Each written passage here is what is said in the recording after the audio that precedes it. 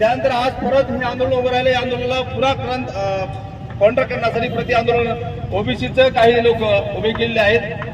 धनगर समाजाची या देशामध्ये तुम्ही फिरून पहा, समाजाला जाऊन पहा, धनगरांची मागणीच नाही की आमचं ओबीसीचं आरक्षण आम्हाला मिळावं किंवा टिकावं. अशा प्रकारचा ओबीसी आंदोलनासंदर्भात धनगरांचा कोणताही मुद्दा नाही.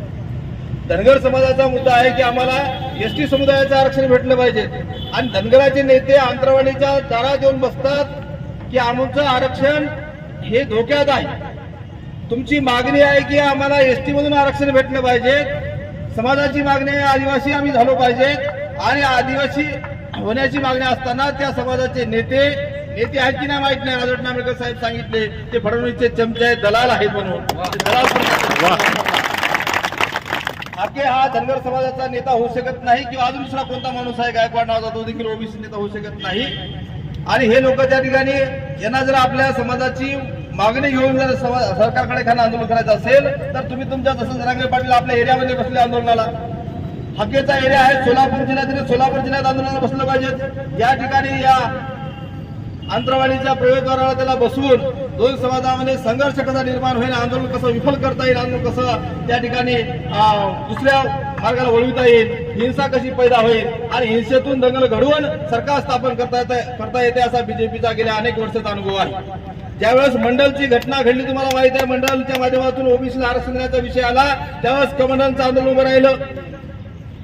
राम मंदिराचा मुद्दा आला आणि सगळा ओबीसी बांधव जो आज आरक्षण वाचवण्यासाठी रस्त्यावरती उतरलेला आहे, मराठ्याच्या विरोधामध्ये नाटक केला चालू आहे, ते लोक सगळे त्यावेळेस आरक्षण भेटत असताना, आरक्षणाचा मुद्दा असताना सगळे राम मंदिराच्या मुद्द्यामध्ये गुंतलेले होते, सगळे राम मंदिर बांधायला निघले होते.